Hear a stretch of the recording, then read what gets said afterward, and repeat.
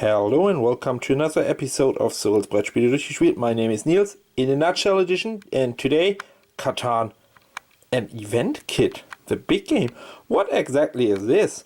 And the event kit comes into just an envelope.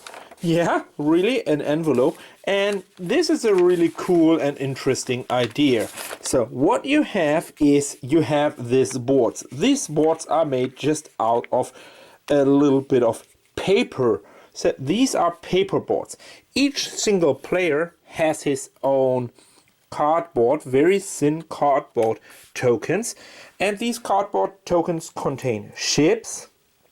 I will get a little bit closer. Ships, settlements, cities, own robber, longest road, most nights here, and streets, of course, roads. You also have cards, and these cards are also very tiny and very thin cardboard tokens, or a little bit thicker paper. These are representing the dice in the game. There's one die in it. It says reshuffle. Then you have the resource tokens, like this one here, also really cards, and development cards as well. What you're doing, and this game is prepared for tournaments or events like Geekway to the West. So you would bring out these things for 6 players. On each single board there are pre-printed blue, and here it's orange on it. You're always surrounding a desert.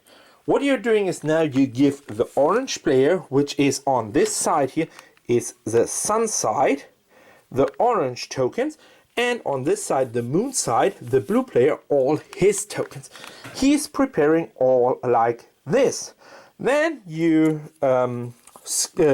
share these into 6 different piles with an equal amount of number of, or roughly equal same number of corn tokens here. You give each single player a stack of these corns. He put it in here. Then a couple of these iron things here. He put it in here. And a couple of these development cards. You should shuffle them before you do that and put it face down here.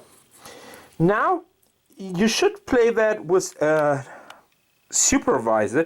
If you don't have a supervisor, it's not a real big problem, but you should. What you're doing now is you play that in turns. On one turn, all the sun players playing together at the same time, and on the other turn, all the moon players playing together. The supervisor, or the player who is chosen as a supervisor, is taking one of these dice, placing them on here. Now it's an 8. This 8 means, like in every single other Catan games, every single 8 produces goods right now. Please keep in mind, when you overbuild that with a city, it produces the double amount, like always in Catan. So the normal Catan rules applies, except for all the players on the day side or on the night side playing at the same time. You should play that game with a timer for 30 to 45 seconds. Each turn. Now, when you collected all your resources, and if you're the active player, the passive player is in charge for dealing out the resources as fast as he can. He has a pool of resources as well, so he gives you resources. And you have now 30 to 45 seconds to prepare your turn. Give up and pay as many resources as you want and as you can to build more settlements or more cities, roads, etc., like in the real Catan. Note that here's a little bit brown line in the middle of each island, so when you cross this island for the first time ever, you get 2 additional victory points for crossing that tile. Let's say you're playing here on this board, then you're playing only on this board. Let's say you're orange, you're starting here, you're playing on this island. However, you can also play with your right and your left neighbor. So you could build up ships all the way here, and build settlements here. If you build a settlement here, that's a new part of a new island, gives you an additional 2 victory points. If you would build here, again the same. You have to ask for permission to build there here, but you only have to ask the player on the same side of you. Let's say when you're orange and you're the day player, you have to ask the green player here for permission to place a settlement here. And the only thing he can refuse is when he wants to build that on the same time, on the same turn, and he has all the resources on his hand, not building another road before or not trading any goods before. No, he must build in the same time here right now or here to given you not the permission. If he don't have the resources in this moment on his hand, he cannot deny the permission. However, if he gets later on the same turn, the same cards and wanted to build there, you will be there first and he cannot deny the permission for that. That's a way how you can get onto different islands. But back again to this player. He is now building all that for 35 seconds. He can trade with his opponent on the other side and on his left side and right neighbor here and here. He can always deal, like in every single other Catan, as many times as he wants, make deals whatever he wants with every single player around him. So probably if it's a dayside player he's just playing, it would be a good idea to deal with the other night players, because they are having nothing really to do during this 30 seconds. However, when he's done, and you flip over to the other side, you turn around another timer here, and the game goes on. All the other cool effects from Catan, like the robber, if you have more than 8 or more cards on your hand, you have to discard, round it down. All that has an effect as usual in any other single Catan game.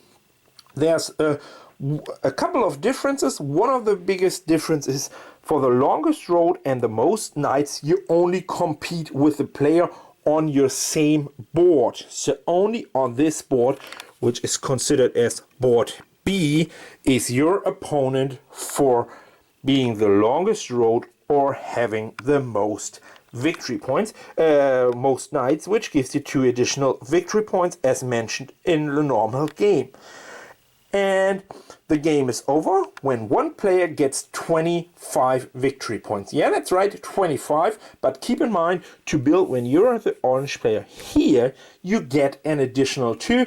If you build here again, an additional 2. And here again, an additional 2. Again, you should play that with a supervisor. Why?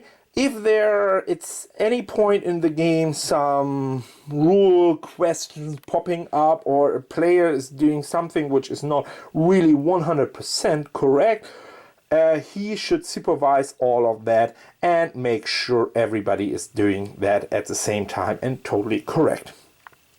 This sounds like, why should I play this instead of the other one? First of all, it takes more space on the table. You can see the island, it starts here over my table, gets all here, board B and board C. Here it's marked with board C, A, B, C. Why should you do that? That's simple and easy. Why? So in this envelope you get 6 players. However, you can extend that with another additional 6 player with another envelope. So if we wanted to play that, for an example, at Geekway to the West, I have 4 of these packages, so I could play a tournament or for record books with up to 24 players. So we could play at Geekway, if you want, guys, a game of 24 Catan players at the same time. If someone else provides me with more of this big game kits, I could have more of them. And then you simply have a row of tables, a large long row, and you should have more than one supervisor, and you can play it up to 100 or whatever players you want to bring it to one table to play the Catan event kit, the big game. And yeah, you hear, I'm really excited about that, and I'm really excited to try it out. To be honest, I've never tried out this version of Catan. Wow, what a surprise. But I really wanted to try that out and wanted to let you know that this is an option, and I really wanted to have that happen at Geekway to the West. I will talk to the organizers of Geekway to the West, and maybe you can see this game at Geekway to the West 2016 playing with me. That was Nils again. Cyrils Brettspiele. See you next time, and please play on if you want. Have fun with Settlers of Catan, or the new name, just Catan, and enjoy my show. See you next time. Bye bye.